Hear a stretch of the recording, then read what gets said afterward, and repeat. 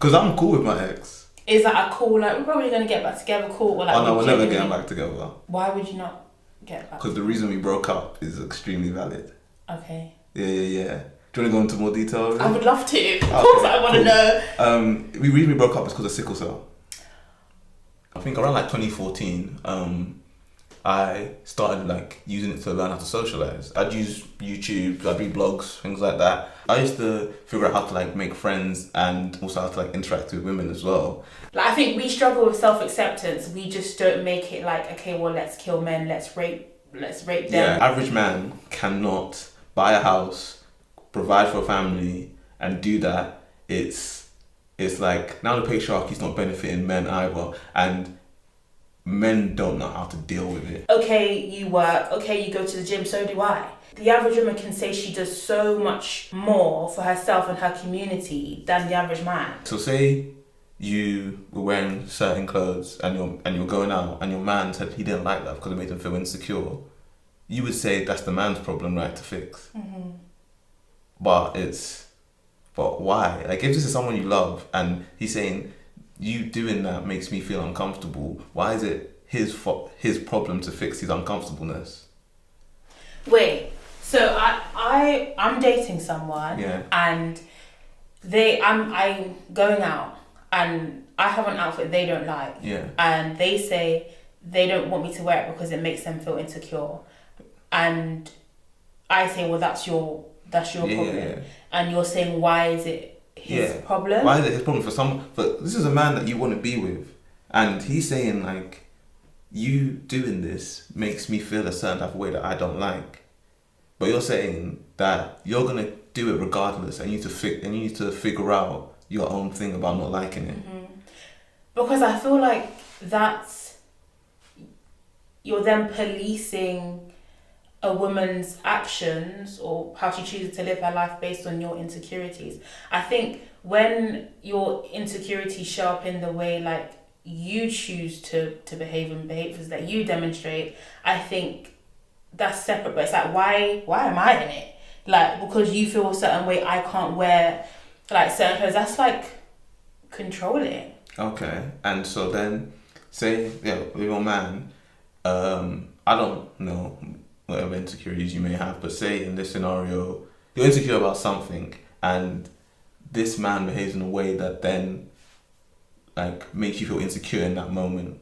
So say maybe you're insecure about being shy in a certain situation, mm-hmm. and your man will bring you out to a certain situation that makes you shy, mm-hmm.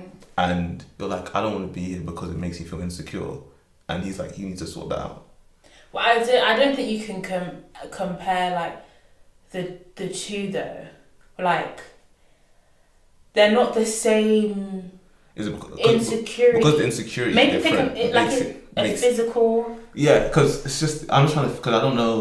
So, say there's a girl who's very big, right? Mm-hmm. And she's insecure about her weight, but her man loves big girls and he loves that weight. But say all his friends are women are thin and skinny. Mm-hmm. So whenever he's like, okay, I'm gonna go hang out with these three girls. Yeah. And they're all skinny, and it makes the woman uncomfortable. Yeah, the woman's like. But then that's her issue. Yeah. Because your man has told you that like he loves that you're big and he's comfortable with it. So it's a personal thing that she has to work out. Just like how I would say it's a personal thing that the man has to like work on his insecurities around like why he feels a certain way about the way a woman dresses. Then she has to deal with her insecurities about her weight. Mm. Like, yeah, I think I have the same response for either thing. Yeah. Okay, because I don't know. My view is that like if it makes my partner or the woman I love uncomfortable, I should do my best to not do it. Not if you're. I don't know. It's so techie because there's instances where I'm like, I think emotional. How do I say this? I think anything to do with like physical appearance, clothes, makeup, things like that, that's like, it's kind of like a your body, your choice thing. Mm-hmm. But then when it has to do with emotional triggers, I want to say it's different, but then I guess you could be like, well, isn't it an emotional trigger? I don't know. I think it's different. Okay, cool. You think it's different, but what I'm saying is like if a person is like verbal and can explain where it comes from, why they have an issue with something, but it's still like you said, your body, your choice. Like, is that okay? Because I'm saying, like I said, let's say the modern man is becoming more in tune with his emotions, right? So instead of saying like, oh, I don't want my girl leaving the house looking that way because it gives like hoe or whatever, he's like, no, he has a valid reason for it. He's like, my mum left the house like that one day and she was sexually assaulted, and because of that I don't like the women I'm dating leaving the house like that when I'm not around. But I think like unintentionally that's like it's kind of rooted in I think you have to look at what an insecurity is rooted in. Don't get me wrong, I can understand that. Say this person's mum has been sexually assaulted and they went out. I can understand the surface, like why it bothers you, but then you have to interrogate how that can kind of be misogynistic, because really and truly, it wouldn't, like, there's no telling if the mum wore whatever, she could have been sexually assaulted, right? And like that puts onus on the woman to dress a certain way so that she isn't she doesn't become somebody who's more tempting, when really it should be on whoever sexually assaulted the person. It's like, you don't do that. Do you know what I mean? It's like, it's misplaced responsibility. Yeah, like, no, it makes sense. And I think we have to, okay, I understand what you're saying about being more open with emotions, and men are starting to do that more, and I think it's a good thing. But I think this links back to what I was saying, is that, okay, so interrogate that. Okay, you're being more open with your emotions, great, but where does that come from? And if the root of it is something that's like incredibly like misogynistic or homophobic or whatever, those things are wrong. Do you know what I mean? And so like I think men have a duty to be like, okay, I can, like, this feeling that I've had, or way I've thought, even though it's not my fault that I think this way to begin with, it's my duty to look deeper into why I feel this way and understand how, like, they're harmful views. Even if they're rooted in my personal insecurity, they're still harmful to the people that I'm around. And if you want to be in community with women, like, or anyone, you can't think and feel that way. You know? Yeah, I know. I get it. Yes. Nothing to say. You be replying. I wanted to talk a little bit about HS Tikky Tokky. Okay. Because I feel like he seems a bit different to the rest of the guys. Don't get me wrong, ethically, I think he's a terrible person. But I think, from what I was watching, it seemed like people like Myron and that Justin Waller, and they genuinely believe like this incel ideology, or like this men should be dominant, the Matrix and all of these things, yeah. And when I was watching HS Tikky Tokky, I was like, he don't believe none of this shit. Like, I don't think he can. I think he's a by any means necessary type person, and I think he's like money over everything. Yeah, and I think he's willing to go to disgusting levels to do so. But I don't believe that I don't believe he cares about any of it, or he believes. And do you? No, which is why Louis did point out as the contradiction in himself, where he would state how disgusting he thinks porn is, OnlyFans is, and at the same time promote it to the maximum ability and get a cut of any money generated from it. So yeah, for him it really is money over everything. But like, I'll even go as far as saying, like, I don't even think he truly believes that like OnlyFans and porn is that disgusting. Like, I think he's it's almost like he's cracked the code of rage bait, and in just as so much as like there's gonna be young men who look at the way he spoke to Bonnie Blue and be like, yeah, tell her she's a dirty slut or whatever. He also knows that there's going to be another audience of like women who are like feminists, and they're going to be like, how dare he speak? And it doesn't matter what it is, it's all engagement. I don't think he cares about any of it. I think. Yeah, how do you say that? It does. I can understand that, and he said he doesn't care about any of it. Yeah, because it literally is just money for him. But what I don't get is why he want. One thing I always get about like these people who are super rich is why they want so much money. Like I never understood it. Cause like me, I want money, but I feel like once I get to a certain level of money where I can like provide a good enough life for myself and like the people that I want to, I think I'll be good.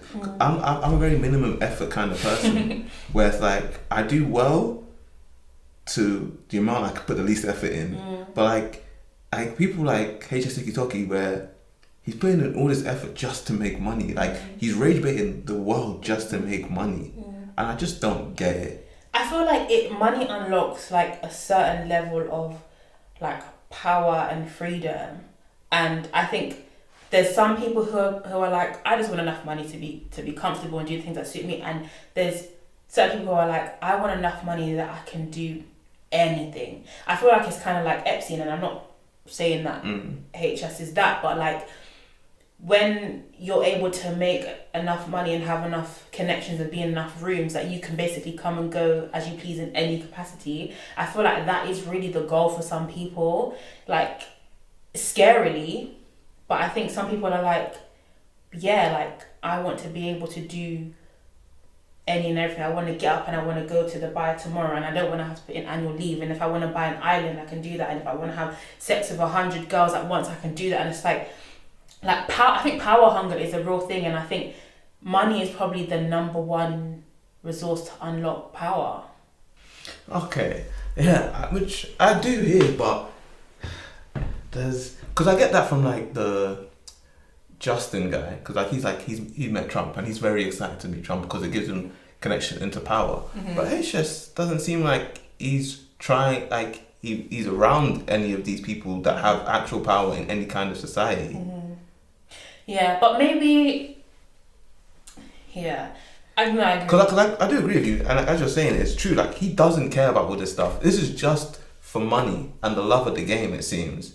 But it's like, just because it's just value systems, right? It's like people have things that they value, and it's hard to have a conversation about certain topics when people's value systems don't align. Like people who value money against someone who values shelter because they're so poor won't be able to have fruitful conversations about stuff because the value system's completely different. So it's just, and I guess it's just me, like that with me and HS Tikky Tokky, where I just don't get it. There's probably some like deep root issue there. Yeah. Or some kind. Obviously, they briefly speak about like his dad not being president, even though he says like he doesn't feel like he's got any issues and stuff. There's probably everyone has issues. Yeah, I got issues. Yeah, I definitely have issues. I feel like there was a part where Louis was getting to it when he was starting to get riled up. I can't remember what the question, like the line of question. The Gaza question about Israel.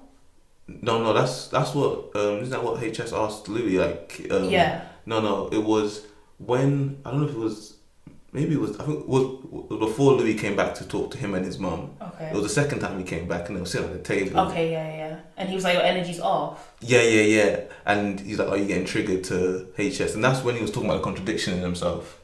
Which is like, which is what I'm saying. Like he says he doesn't care, but there is something like in there that is choosing to ignore that contradiction for a reason. Because if he really didn't care, he'd be like, yeah, I'm aware of the contradiction and so what. Yeah.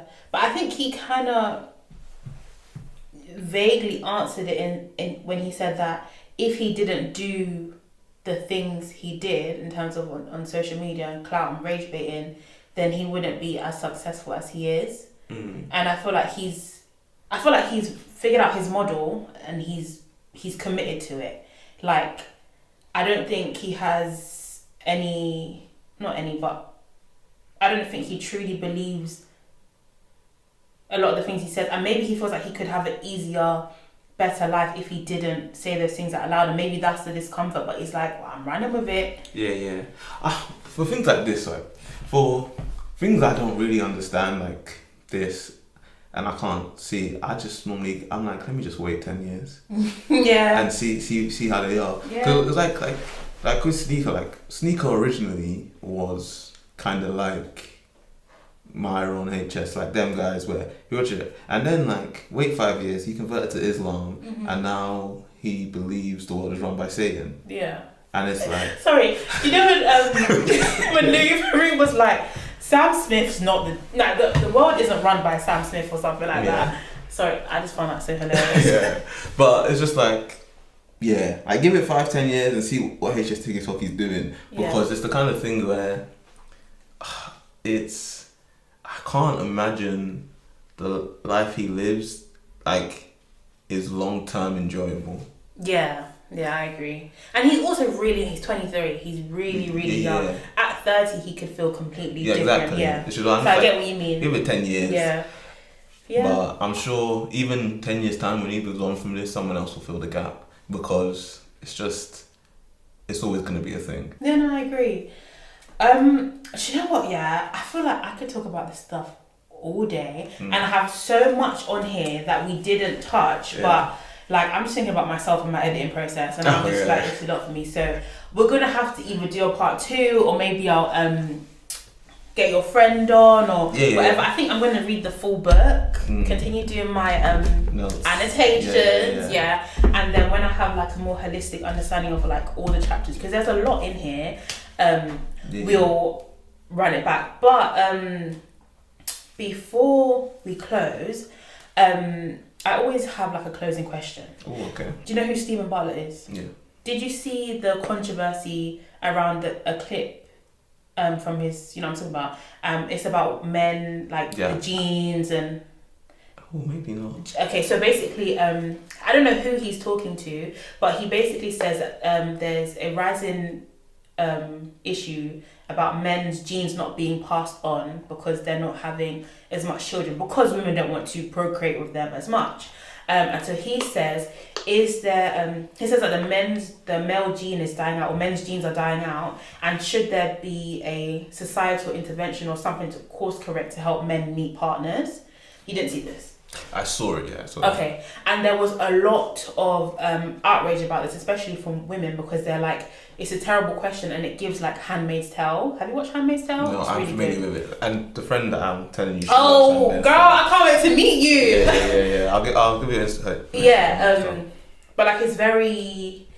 I think it was there's a small part of me that kind of understands what he was trying to say. Yeah, I think when I first saw it, I was like, I get what he's trying to say, and I get where the outrage comes from, but honestly, it left my mind. I didn't really pay too much attention to it. Yeah, but I wanted to put a spin on that question. Mm-hmm. So my closing question to you is, if you could implement one thing into public policy that would help to dismantle the Manosphere or Incel ideology without causing harm to anyone, and this is a big question, sorry, what would it be?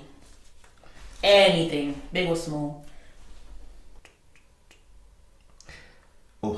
I'll change our taxing system, because I watch a lot of economics, a lot of finance stuff, and I honestly think the biggest problem in society, and the reason the Manosphere even has so much fire to it, is because of the struggle the average person has. Like, the reason there's so much extremism in all these situations is because the average person can't lead a fulfilling life with doing the average stuff in life. And because of that, you lean towards extremes. So I feel like if economically we could figure out a way to get rid of inequality and have less extremism and less division between us, like, the Manosphere would die itself. It would rot, because guys wouldn't want to get involved because they're able to live alone. Because like, a big thing with, like, say Steven Bartlett's point about procreating and things like that, like, Gen Z is having less sex, That's because more people are living at home. Cost of shagging crisis. Cost of shagging crisis. Like, these things are all happening, and it all comes from people's inability to work your average job and to be able to afford to go out regularly, to be able to afford to live alone, and things like that. So honestly, I think if we're able to fix society economically, the life would be better for both men and women, and the manosphere would die out on its own. Because it's like, no man's gonna search for self-improvement when I work this job, I have my own house, I can eat my own food, and I can go out on the weekends and pay for things. And if you just go out, you will meet people. Like, you just interact with people, and do that regularly enough, and interact with people becomes easy. Like, you go to a restaurant, talk to waiters, you do that a lot, you can talk to more people easily. That's just my view on it. Like, if we fix the world economically, the manosphere would die out, men would love women, women would love men, it would be beautiful. You know what? That's a fantastic answer. I try my best. That's actually really good. I never would have thought of that. I'm thoroughly impressed. Because and I guess we're like on opposite spectrums here, I was going to say that sociology should be mandatory from primary school. Because I feel like if we had an understanding of things like racism, sexism, classism, the privileges we have and the things that are working against us, I think we'd have we'd navigate the world with more, I think we'd place blame correctly, right? And I think, because I think, okay, do you know what I thought of this? Because in the documentary, you know those two I want to say they're Latin American, they look like Latino guys. Yeah, I know you're talking about them. Yeah, and they're talking to Justin Waller, and they say, oh yeah, like men aren't born with value. Yeah, which is... Yeah, I'm familiar with those words, yeah. Wild, because again, like I keep saying, patriarchy, but then also when they have their own moment with Louis Theroux on the beach, and then the guy talks about how he was homeless at one point, he was living in his car, how his brother committed suicide and things like that. And I was just like, you are two Latin American guys living in America. I think your issues are more likely to be rooted in racism and classism than they are to do with issues of your gender. And I feel like not having that understanding and then being able to have easy access to someone like Justin Waller and he's telling you that men are born with no value, and you're like, oh well, this makes sense because I don't have the education and other things. It kind of makes you susceptible to be like, okay, I hate women then, do you know what I mean? And I feel like I get you, but I don't know about the education, because the education system isn't very good, and the current education system isn't very good for... But we're not talking about the current education system, we're talking about my public policy. Yeah, your public policy. To implement sociology. Implement sociology, but it's how would that be taught? Because it has to be taught in a way that it can align, like I said, with value systems, where it can align with the value system that young boys have. Because from like that, we're teaching it from kids, right? So that's the line with them. And young boys, a lot of them, like, they find it hard to pay attention from early on and things like that, which is why the current education system, they struggle through it a lot. So it's just, how would you teach that? Because even if you try to teach them that, if they don't absorb it the right way, I imagine it could be even worse. Because like, say men are educated on sociology, so now they know how to manipulate society in a certain way. They'll just use that as another way to say this is why it's someone else's fault. I'm not saying that you're wrong. I'm just saying that it's my policy. Okay. And it's going to work because you implemented it. Just like how your taxing is going to work because you implemented it. Okay, go off, Queen. Okay. Okay. Before we conclude, we have to do my favourite segment. So, like how at the beginning of the episode, you read out a confession card, you are now going to have the opportunity to write your own. So like I was saying before, Pillow Talk is a segment where you get to write your thoughts, feelings, anything that came up in the episode that you chose not to say. Maybe you've got a bit of tea, maybe Like, it doesn't, there's no rules and restrictions. It's just something that you need to get off your chest, and it's going to be anonymous, just like how you don't know who wrote that card. Nobody will ever know that you've written this one. All I ask is that you make it juicy, because that person has set the standards really, really high. Okay? But we don't pillow talk in public, we pillow talk in private. So I'm going to give you this. Yes. And we are going to wrap up. Nice, okay. So thank you so much for coming on to Glorified Gist. I really enjoyed this conversation. Where can they find you if you want to be found? Do you want to promote your podcast? Like, people can still watch, like, let the people know. Okay, cool. My name's Chuds. My Instagram, CHUDSZ. I used to have a podcast called How the Hell Are We Professionals? Mm-hmm. Can be found on Spotify, YouTube, anywhere you listen to podcasts. Mm-hmm. And yeah, that's it really. I hope you enjoyed listening to me ramble for whether it's been an hour and a half, 2 hours. You know, I love having nuanced conversations. Yeah. And I hope like I didn't annoy anyone too much. We'll see. Yeah. No, I don't think so. Well, yeah. No, it's been fun. Yeah. I was going to say, would you come back? 100%. Yay. 100%. It's been very enjoyable. Good, I'm glad. And guys, I'm Janelle Asher. You can find me at Janelle Asher on Instagram and TikTok. And of course, you can follow Glorified Gist on social media. That's Glorified Gist Pod. The Gist is spelled with a J for Janelle. We will be back next week for The Voice Note, which is a mini-sode hosted by me and me alone. And the week after that for episode 7. I don't know who the guest is. Thank you guys for watching. Bye. Bye-bye. You're supposed to wait. Oh, my bad.